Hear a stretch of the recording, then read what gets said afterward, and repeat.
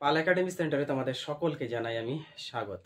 আজকে ক্লাস 10 এর কোষে দেখি 1.5 যে লেসনটি আছে সেই লেসনের 5 দাগের অঙ্কটি নিয়ে আজকের এই টিউটোরিয়ালে তোমাদের সাথে আমি বিস্তারিত আলোচনা করব।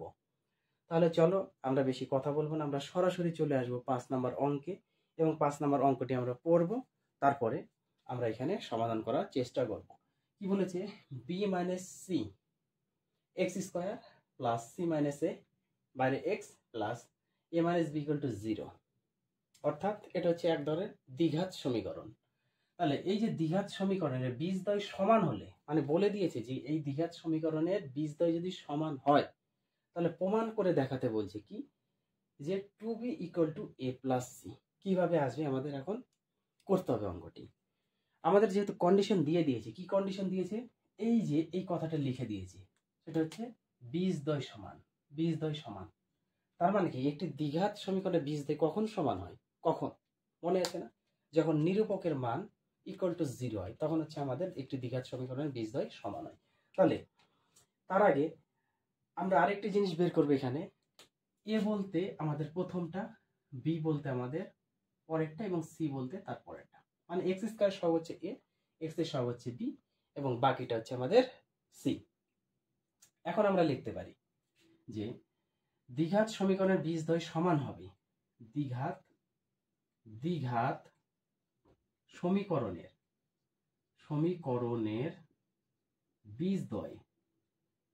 বীজদ্বয় সমান হবে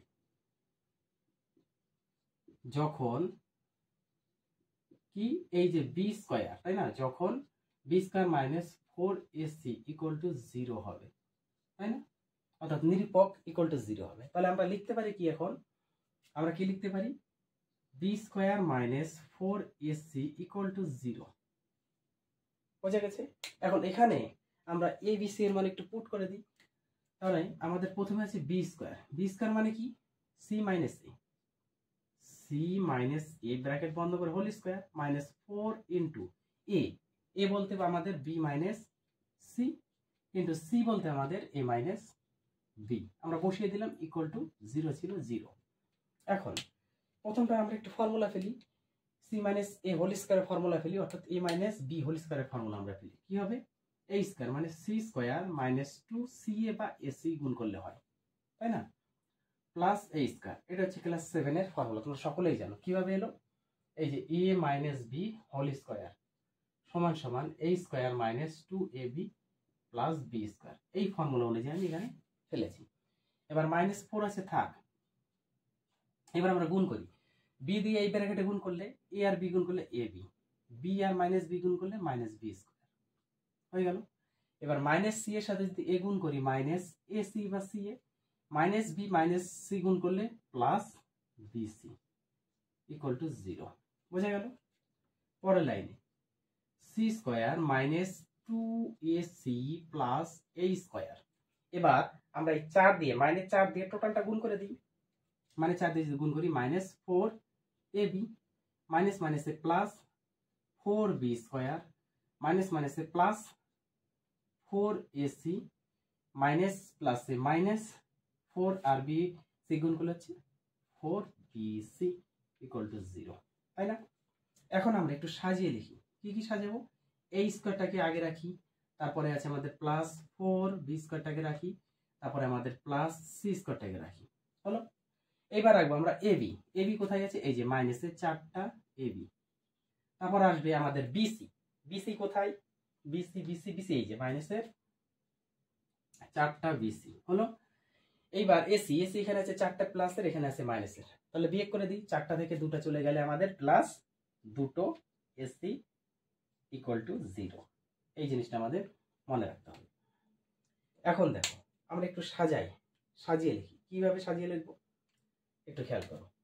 এই যে a স্কয়ারটাকে আছে না, আমরা a স্কয়ারটাকে ব্র্যাকেটে রাখতে পারি না, a স্কয়ার এইভাবে, প্লাস 4b স্কয়ারটাকে আমরা ভাঙাই, তাহলে 2b স্কয়ার হবে। হলো? প্লাস c স্কয়ারটাকে ভাঙিয়ে রাখি, হয়ে গেল। ভাঙিয়ে দিলাম, a square b square c square আমরা ভাঙিয়ে দিয়েছি। পরে আছে আমাদের -4ab। 4ab এর আমরা ফাংশন করতে পারি, একটা 2 নিব, তার সাথে একটা 2b গুণ হিসাবে রাখবো, আর একটা a হয়ে গেল। আবার আছে মাইনাস, এটাকে একটা 2 রাখবো, একটা 2b গুণ হিসাবে রাখবো, আর একটা কি আছে এর সাথে সি, হয়ে গেল 4bc কাজ। আর প্লাস 2ac একটা 2 রাখবো, একটা a রাখবো, আর একটা সি রাখবো, ইকুয়াল টু 0। এইবার একটু খেয়াল করতে হবে, তোমাদের কি মনে আছে যে এই একটা ফর্মুলা, কি ফর্মুলা, এই যে ফর্মুলাটা a plus B plus C তার হোল স্কয়ার। এই ফর্মুলা কি হয়, এই ফর্মুলাটা কি হয় তোমরা 7 থেকে করেছো, a square plus B square plus C square plus 2ab plus 2bc plus 2ca বা ac, অর্থাৎ a plus B plus C তার হোল স্কয়ারের ফর্মুলা হচ্ছে এইটা। তাহলে এই ফর্মুলা অনুযায়ী আমরা একটু সাজিয়ে নিই, কিভাবে সাজাবো দেখো। আমাদের প্রত্যেকটা পদে এ বি সি আমাদের কোনো সমস্যা করছে না, সমস্যা করছে কি এখানে প্লাসের 2abc মানে 2 আছে, এ ধরলাম আমরা a কে, আর বি ধরলাম হচ্ছে 2b কে, ওকে। আবার 2 আছে, বি ধরবো আমরা bc মানে বি, ঠিকই আছে 2b, তার সাথে একটা সি। তারপর হচ্ছে 2 প্লাসের আছে এসি, এ মানে এ, সি মানে সি। এগুলো আমাদের সমস্যা করছে না, করছে কি আমাদের এই যে প্লাস চিহ্নগুলো আছে, প্লাস চিহ্ন এই দুই জায়গাতে আমাদের সমস্যা করছে, তাই না। সমস্যা যদি করে তাহলে আমরা এখানে কি করব, প্লাস বানিয়ে দেব, প্লাস বানিয়ে দাও। আমাদের মাইনাসের ছিল তো, দুটোই আগে প্লাস বানাও, দিয়ে দিলাম প্লাস।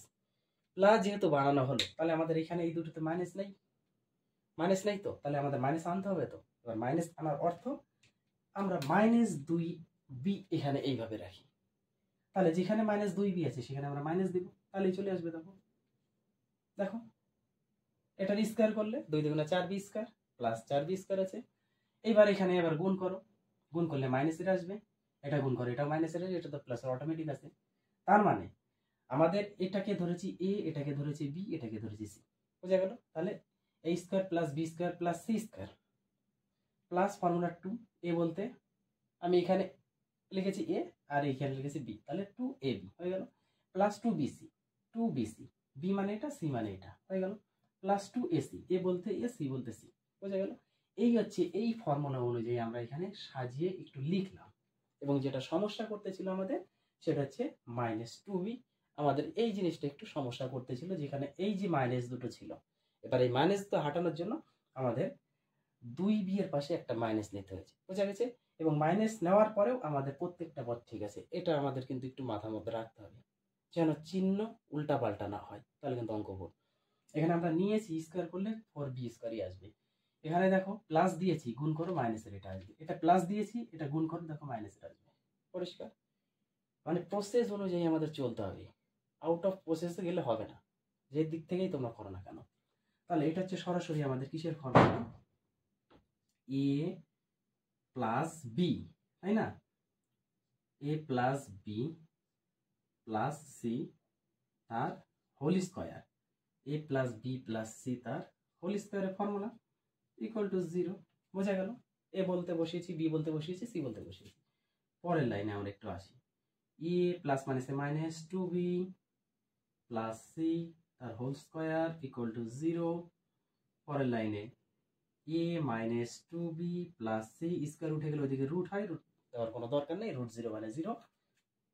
পরের লাইনে আমরা এ আর সি কে এক সাইডে রাখি, a plus c equal to -2b ওইদিকে নিলে প্লাস 2b, প্লাস দেওয়ার দরকার নেই, শুধু 2b। অতএব এবার যদি আমরা লিখতে পারি 2b equal to A plus C.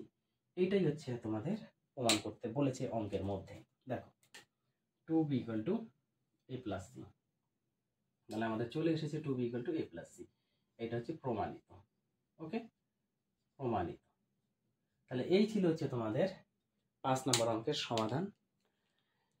এই অধ্যায়ে তোমাদের 4 নাম্বার যে অঙ্কটি আছে খুবই ইম্পর্টেন্ট, এ ধরনের অঙ্ক তোমরা পাবে। 5 নাম্বার 6 নাম্বার বহুত ইম্পর্টেন্ট, এছাড়াও আরো যত এগোবো তত ইম্পর্টেন্ট অঙ্ক এখন আসতে থাকবে।